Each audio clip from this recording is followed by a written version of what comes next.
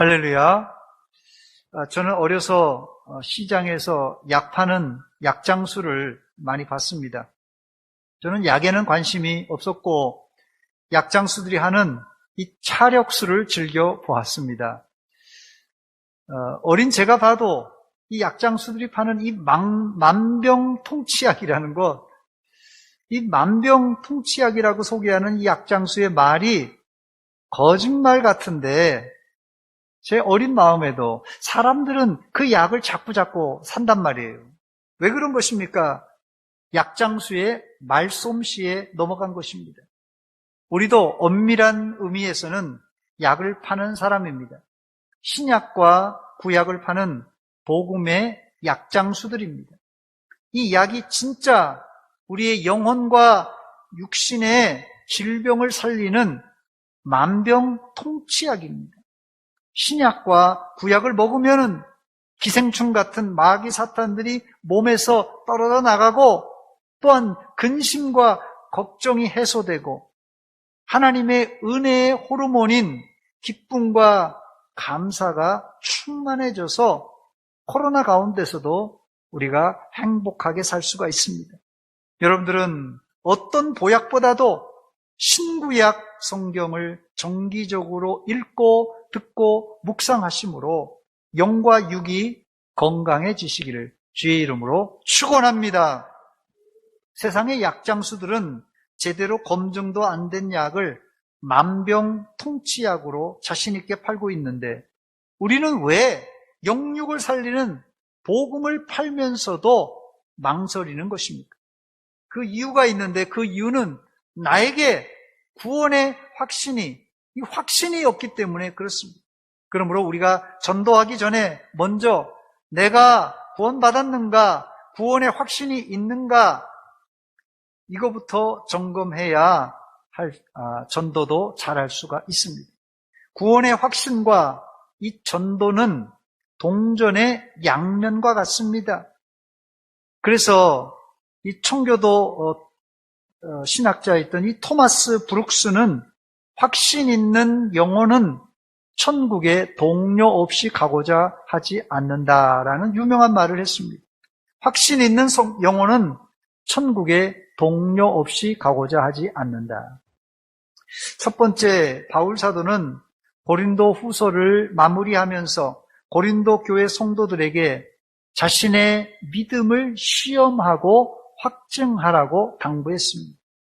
참과 진리는 이제 설령 의심을 가지고 있을지라도 계속해서 생각해 보면은 두들겨 보면 더 확실해집니다. 사도행전 17장 11절에 보니까는 베레아에 있는 사람들은 데살로니가에 있는 사람들보다 더 너그러워서 간절한 마음으로 말씀을 받고 이것이 그러한가 하여 날마다 성경을 상고했다라는 말이 나옵니다. 여기 이것이 그러한가 하여 날마다 성경을 상고했다. 이 상고했다는 말이 영어 성경에는 이그잼이라고 되어 있습니다. 시험해 본다. 그런 뜻입니다. 베레아 사람들이 바울 사도에게 복음을 직접 들었지만 처음 대하는 복음이 낯설기만 했을 것입니다. 그래서 바울이 전한 복음이 진짠가 가짠가 그들이 확인해 보려고 성경을 읽고 또 읽었습니다. 하나님의 말씀은 참이기 때문에 설령 의문을 갖고 읽어도 읽으면 읽을수록 더 확실한 진리임을 깨닫게 됩니다. 그 이유는 성경을 읽을 때 성령께서 성경을 읽는 사람의 마음을 밝혀주셔서 이것을 신학적인 용어로 성령의 조명이라 이렇게 말합니다. 성령님이 우리 마음을 환하게 밝혀주시면 성경이 하나님의 말씀으로 깨닫게 되는 것입니다. 그러므로 덮어놓고 믿으라라는 시대는 지났습니다.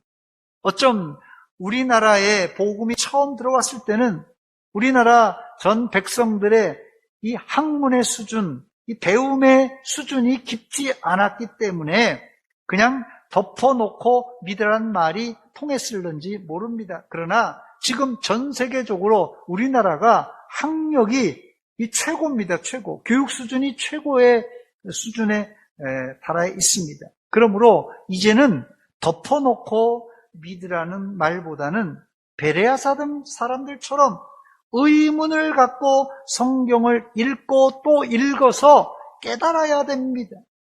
이것은 우리 자신을 위해서도 중요한 말씀이지만 믿지 않는 사람을 만났을 때 내가 믿고 있는 진리는 이것이다. 이런 확신을 가지고 그 사람에게 설명할 수 있어야 되지 않겠습니까? 건강한 성도라면 누구나 성경 연구에 대한 이 열정이 있어야 됩니다. 이것이 없으면 믿음의 확신도 잃어버릴 수가 있어요. 우리는 지금 아주 복잡하고 급변하는 세상에 살고 있습니다. 특별히 이 반기독교적인 사상과 문화에 우리가 완전히 둘러싸여 있습니다. 이런 상황에서 개인의 성경 연구 없이 그냥 분주하게만 살다 보면 이 믿음을 잃기가 십상입니다. 직장인들도 매년 연수를 해서 자기가 이 직장에 어떤 존재인가에 대한 정체성과 이 지식을 매년 습득하는데 예수 믿는 사람들이 과거 내가 10년, 20년 전 신앙, 그 믿음만 가지고 머물러 있다면 밖에 나가 전도는 물론이거니와 내 신앙조차도 흔들릴 수가 있습니다. 저를 한번 따라서 하시기 바랍니다. 흔들리는 세상에서 흔들리지 맙시다. 흔들리는 세상에서 우리가 흔들리면 안 됩니다. 천국 가면 세 번 놀란다고 합니다. 첫 번째는 내가 생각할 때 저 사람은 영 믿음이 없는 것 같아. 저 완전히 날라리 신자 같아 했는데 그 사람이 천국에 가니까 딱 와서 있는 거예요. 그래서 놀라고. 두 번째 놀라는 것은 저 사람은 우리 교회에서 볼 때 참 믿음도 좋아, 기도도 열심히 해, 참 저렇게 사람이 인자해. 저 사람은 꼭 천국에 있을 것이다 했는데 와서 보니까 없는 거예요. 그래서 놀라고. 세 번째로는 내가 천국에 와 있네. 내가 천국에 와 있어서 제일 놀란다고 합니다. 좀 우스운 농담입니다만은 뼈가 담긴 이야기예요. 이 이야기에서 보듯이 우리는 누구도 100% 확실하게 천국을 간다고 장담할 자가 아무도 없습니다. 그 좋은 예가 성경에도 기록되어 있는데 마태복음 7장 22절과 23절에 나오는 내용입니다. 그날에 많은 사람이 나더러 이르되 주여 주여 우리가 주의 이름으로 선지자 노릇하며 주의 이름으로 귀신을 쫓아내며 주의 이름으로 많은 권능을 행하지 아니하였나이까 하리니 그때 내가 그들에게 밝히 말하되 내가 너희를 도무지 알지 못하니 불법을 행하는 자들아 내게서 떠나가라. 이 구절만 보면 여기 나오는 사람은 보통 사람이 아닙니다. 교회 지도자였음에 틀림없어요. 이 사람은 주의 이름으로 뭘 했다고요? 선지자 노릇하고 주의 이름으로 귀신을 쫓아내고 주의 이름으로 많은 권능을 행한 사람입니다. 그런데 이 사람이 하나님 심판대 앞에 섰을 때 어떻게 되었습니까? 내가 너희를, 복수예요. 한두 사람이 아닙니다. 이런 사람들이. 내가 너희를 도무지 알지 못하니 불법을 행하는 자들아 내게서 떠나가라고 예수님께서 아주 호통을 치셨습니다. 여러분들이 만약에 이런 사람을 교회 안에서 보았으면 어땠겠습니까? 이 사람이 지금 교회에서 귀신 들린 사람을 쫓아내는 것이에요. 교회에서 많은 권능을 행하는 것입니다. 이런 사람을 내가 직접 목격했다면 이 사람은 누가 뭐래도 천국 갈 사람이다. 아마 그렇게 확신했을 것입니다. 그러나 예수님 앞에 섰을 때 예수님은 아니다 얘기하셨어요. 또 마태복음 25장에 나오는 양과 염소의 비유에서 오른쪽에 선 양들과 또 왼쪽에 선 염소들은 자기들의 일거수일투족을 하나님이 아시는 줄을 전혀 알지 못했습니다. 심판대 앞에서도 몰랐어요. 의인들의 말을 들어보시기 바랍니다. 마태복음 25장 37절에 나오는 내용입니다. 이에 의인들이 대답하여 이르되 주여 우리가 어느 때 주께서 주신 것을 보고 음식을 대접하였으며 목마르신 것을 보고 마시게 하였나이까. 의인들은 자신의 선행으로 주님을 대접했는지를 몰랐습니다. 반대로 악인들의 이야기를 들어보시기 바랍니다. 마태복음 25장 44절입니다. 그들도 대답하여 이르되 주여 우리가 어느 때 주께서 줄이신 것이나 나그네 되신 것이나 헐벗으신 것이나 병드신 것이나 옥에 갇히신 것을 보고 공양하지 아니하더나이까. 그랬습니다. 악인들도 자신들은 주님을 외면한 적이 없다고 부인하고 있습니다. 즉 악인과 선인은 다 각자 자기의 행실을 객관적으로 알지를 못했습니다. 사실 우리도 마찬가지입니다. 우리가 한 행실이 일거수일투족이 하나님 앞에 설 때 칭찬받을지 책망받을지 정확하게 알 수 없고, 또 이 내용의 핵심은 우리가 구원받을지 못 받을지 알 수 없다는 것이 요점입니다. 그러나 반대로 오늘 본문 5절에는 바울 사도가 고린도 교회 성도들에게 뭐라고 합니까? 너희가 믿음 안에 있는가? 다른 말로는 너희가 구원받았는가 확인하고 증명해 보라고 합니다. 뭐라고 합니까? 너희는 믿음 안에 있는가? 너희 자신을 시험하고 너희 자신을 확증하라. 만약에 예수 그리스도께서 너희 안에 계신 줄을 너희가 스스로 알지 못하느냐? 그렇지 않으면 너희는 버림받은 자니라 그랬습니다. 건강한 성도라면 자신이 예수님의 믿음 안에 있는가 시험해보고 확증해 봐야 한다는 말씀입니다. 만약에 시험해 봐서 내가 예수 그리스도가 내 안에 계신 줄을 내가 느끼지 못하면, 알지 못하면 심지어 하나님께 버림받은 자라고 말하고 있습니다. 상당히 무서운 말입니다. 여기 문장은 현재형으로 기록되어 있습니다. 왕년에 내가 믿음이 있었다는 것, 이거 해당 사항이 없습니다. 지금 내가 믿음 안에 있는가 점검하고 확증해 보라는 말씀입니다. 그렇다면 앞에 제가 소개해드렸던 이 마태복음에서는 우리가 심판대 앞에 설 때까지 우리의 구원의 여부를 확실하게 알 수 없다고 말씀드렸는데, 이 본문에는 믿음이 있음을 바로 지금 확증하라고 말하고 있습니다. 이 두 가지 모순을 우리가 어떻게 해결할 수 있겠습니까? 이 문제 해결의 출발점은 이 두 구절 모두 다 참이라는 전제에서 출발합니다. 모두 하나님의 말씀이기 때문에 그렇습니다. 우리가 구원받았다는 사실은 누구도 하나님 나라 갈 때까지 장담할 수 없습니다. 그러나 반대로 하나님은 우리의 이런 불안한 마음을 아시고는 구원받았음을 확증해주는 중요한 증거를 주셨습니다. 두 번째, 그 증거가 오늘 본문에 나오는 성경에 근거한 자기 확신입니다. 다시 본문 5절로 가보겠습니다. 너희는 믿음 안에 있는가? 너희 자신을 시험하고 너희 자신을 확증하라. 예수 그리스도께서 너희 안에 계신 줄을 너희가 스스로 알지 못하느냐? 그렇지 않으면 너희는 버림받은 자니라 그랬습니다. 여기 믿음 안에 있는 자는 예수 그리스도가 자신 안에 계신 줄을 스스로 알 수 있다고 말했는데, 그렇다면 예수 그리스도가 내 안에 계신 것을 여러분들은 어떻게 증명할 수 있겠습니까? 안 믿는 사람이 당신 예수 믿어? 당신 안에 그럼 예수 있어? 증명해봐. 이렇게 묻는다면 여러분 어떻게 대답하시겠습니까? 여러분, 이럴 때는 당황하지 말고 성경으로 돌아가면 됩니다.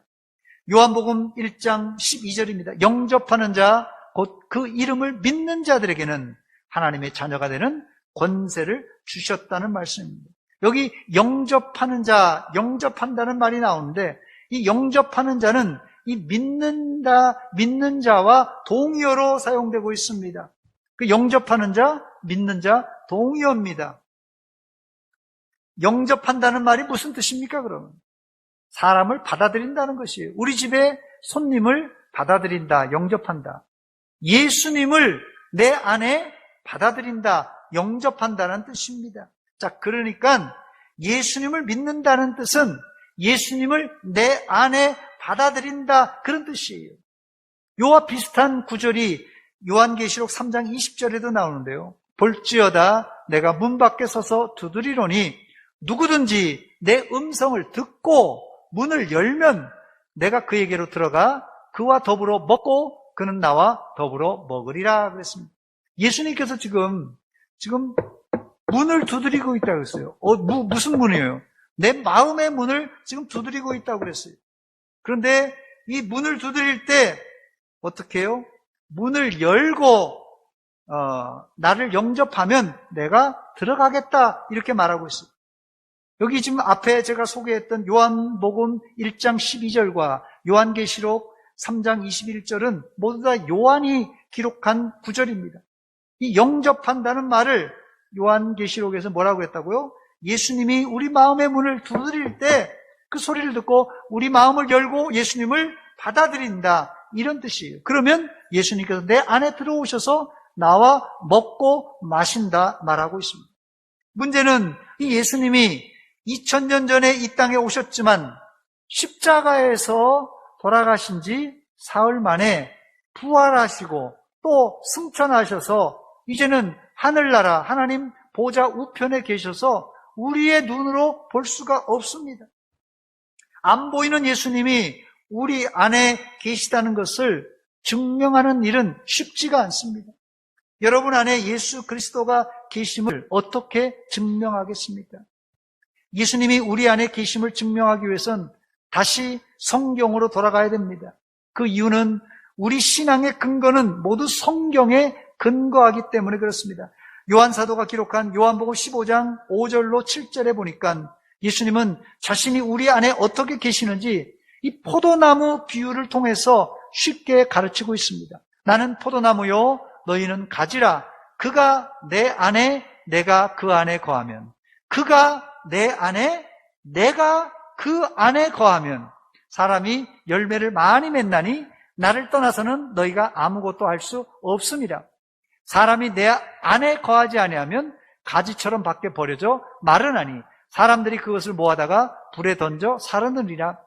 너희가 내 안에 거하고 내 말이 너희 안에 거하면, 내 말이 너희 안에 거하면 무엇이든지 원하는 대로 구하라. 그리하면 이루리라 그랬습니다. 이 구절에서 예수님은 자신이 우리 안에 들어온다는 개념을 예수의 영이, 보이지 않는 예수의 영이 샥 해서 들어온다, 이런 신비적인, 영과 육체의 신비적인 합일로 풀지 않고 포도나무 비유를 통해서 이 가지가 이 포도나무에 붙어있는 아주 자연스러운 설명을 하고 있어요.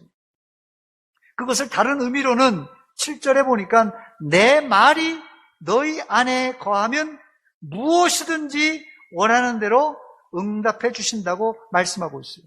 이 말이 무슨 말이냐면요, 예수님이 우리 안에 계시다는 의미는 내 말이 너희 안에 거하면, 로고스인 말씀인 예수님이 우리 안에 들어와서 우리 안에 우리를 다스리는 주인으로 계시는 것, 바로 이게 주님이 내 안에 계시다는 증거입니다.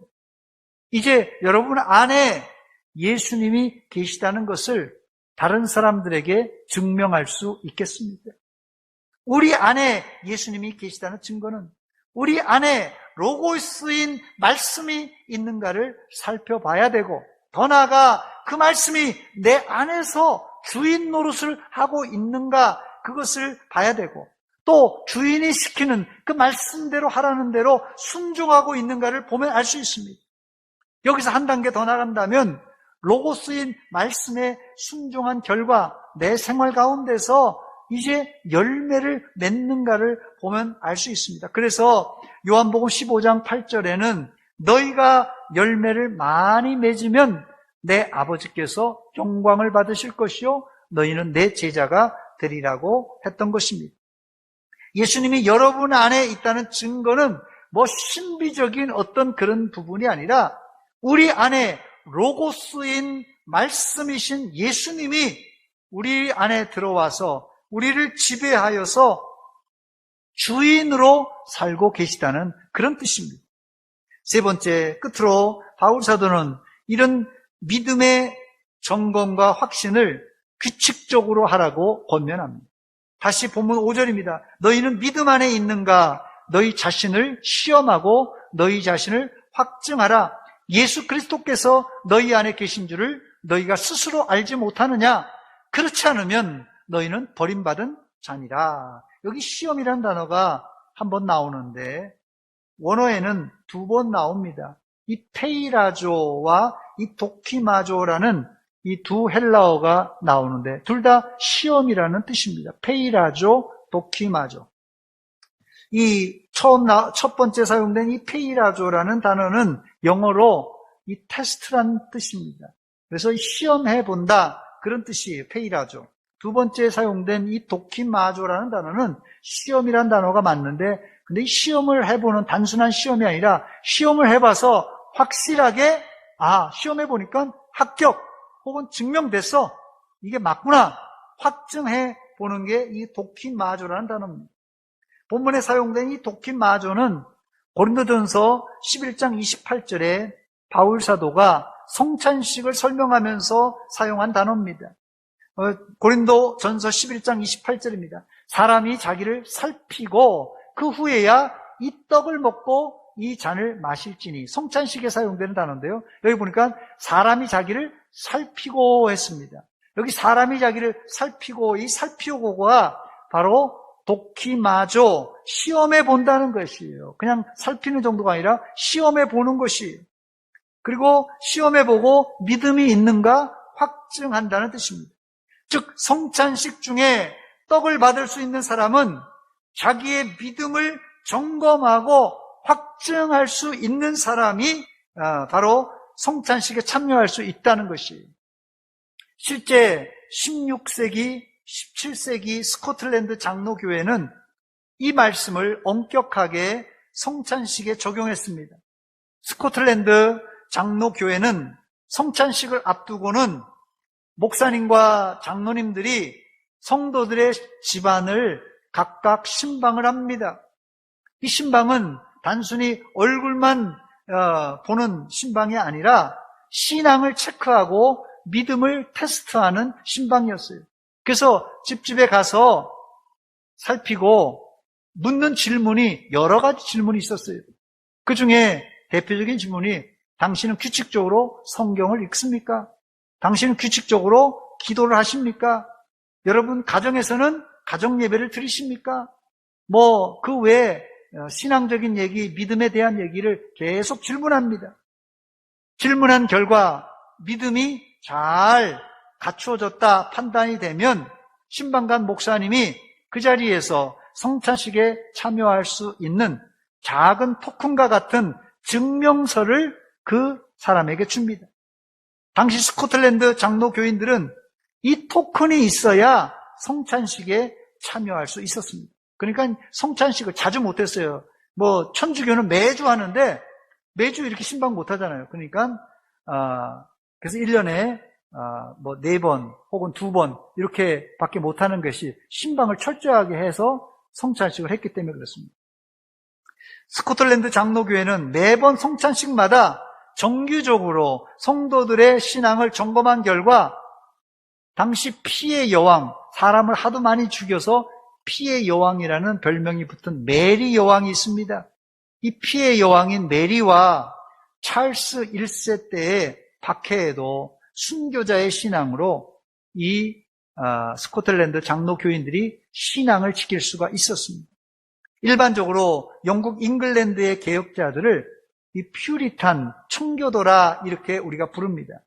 그러나 이 스코틀랜드 장로 교인들은 언약도라 이렇게 부릅니다. 그 이유는 이 언약도라는 말은 우리는 하나님과 직접 언약을 맺은, 마치 모세와 여호수아 시대 때 이스라엘이 하나님과 언약을 맺은 것처럼 우리도 직접 하나님과 언약을 맺었다라는 뜻에서 언약도 이렇게 부릅니다. 그 이유가 있습니다. 언약을 맺은 이유가 있는데 스코틀랜드 국왕 찰스 1세가 왕권을 가지고 교회까지 장악하려고 교회를 흔들려고 하면서 이 수장령이라는 것을 시행하려고 합니다. 이 수장령이라는 것이 뭐냐? 그게 말하자면 왕이 이 나라의 최고다라는 말을 더 확장시켜서 교회에서도 내가 우두머리다, 이런 말이 수장령의 중요한 내용입니다. 그래서 국왕이 교회의 모든 권력을 귀속한다. 그래서 국왕이 교회 인사권, 목사도 임명하고 주교도 임명하고 총회장도 임명하고 또 교회에 재산이 많았어요. 당시에 교회 재산도 다 내 거다. 이게 바로 이 수장령의 중요한 핵심입니다. 이 법에 대항해서 언약도들은 교회는 왕이 주인이 아니라 오직 하나님이 주인이시고 하나님이 교회는 통치하신다. 그러니까 왕도 예배 때는 평신도 그냥 성도 중에 한 사람이지 절대 주인이 될 수 없다. 이렇게 외쳤던 것입니다.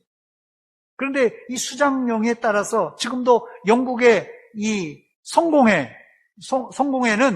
수장이 지금도 이 엘리자베스 여왕입니다. 여왕이 캔터베리 주교가 아니라 여왕이에요. 여왕이 다 이 주교도 임명하는 거죠. 결국 1661년부터 1668년까지 약 8년 동안 스코틀랜드 언약도들은 이 수장령의 왕의 왕권에 저항하다가 무려 1만 8천여 명이 순교를 당합니다. 여러분, 우리가 장로교인이 된 것은 그냥 우연히 된 것이 아니라 아주 자랑스러운 이유입니다. 이런 순교자의 피를 머금고 우리 장로교회가 스코틀랜드로부터 이 탄생했다는 것이 얼마나 자부심을 갖는 일인지 모릅니다. 그런데 이런 믿음이 어디서 나왔다고요? 스코틀랜드 장로교회 교인들의 믿음이 여러 가지 원인이 있습니다만은 저는 그 중에서도 매번 성찬식 때마다 신앙을 철저하게 점검하고 스스로 믿음을 확인한 결과 이들이 이런 순교자의 믿음을 가질 수 있었다, 전 생각이 됩니다. 신앙 점검하지 않고 이래도 좋고 저래도 좋고 그냥 유야무야 살다가 어떻게 순교하겠어요? 이게 핍박이 오면 그런 사람들 다 흩어져 버립니다. 이 쭉정이들은 다 도망가는 거예요. 근데 환란의 바람이 불면 불수록 키질을 세게 하면 세게 할수록 알곡은 안으로 들어오지만 쭉정이는 밖으로 날아가 버리는 것이에요. 여러분, 여러분이 장로교인이라는 것을 자부심을 가져야 됩니다. 이런 차원에서 우리가 자부심만 가질 것이 아니라 이 과거 300년, 400년 전에 스코틀랜드 장로교인들, 처음 장로교회를 시작했던 그 사람들이 순교의 재물을 가지고 신앙을 지켰던 그 신앙도 우리가 본받아야 되는 것입니다. 이런 차원에서 우리 교회는 다음 달 9월 달부터 주일학교를 포함한 전 교인 상대로 구원의 확신이 있는가를 점검해 보려고 합니다. 수시로 점검해 보려고 합니다. 여러분들도 스스로 내가 믿음 안에 있는가 점검하고 확증해 보시기 바랍니다. 이제 말씀을 마칩니다. 우리 교회는 태신자를 작정하고 전도하려고 준비하고 있는데 코로나 때문에 지금 사람을 만나기도 어려울 때입니다. 그럴지라도 우리가 할 수 있는 일은 내적인 실력을 기르는 것인데 내가 믿음 안에 있는가? 내 안에 예수님이 계신가? 혹시 내가 회개하지 않는 죄를 아직도 품고 있는가? 철저하게 자기를 점검해 보아야 될 것입니다.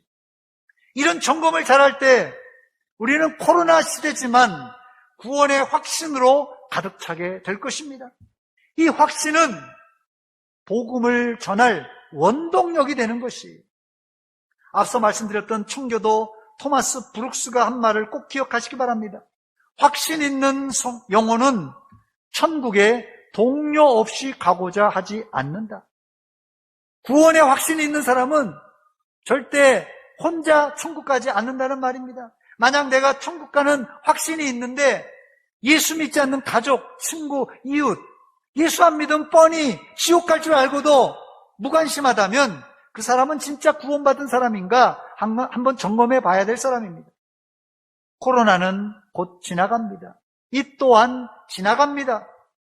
그러나 코로나가 지나가도 맥없이 가만히 있는 사람에게는 아무 일도 일어나지 않습니다.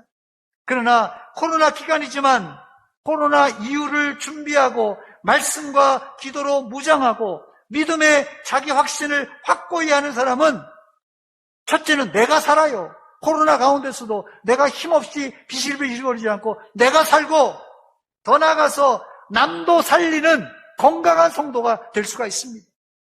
여러분들은 코로나가 종식되기만 기다리지 말고 내가 믿음 안에 있는가?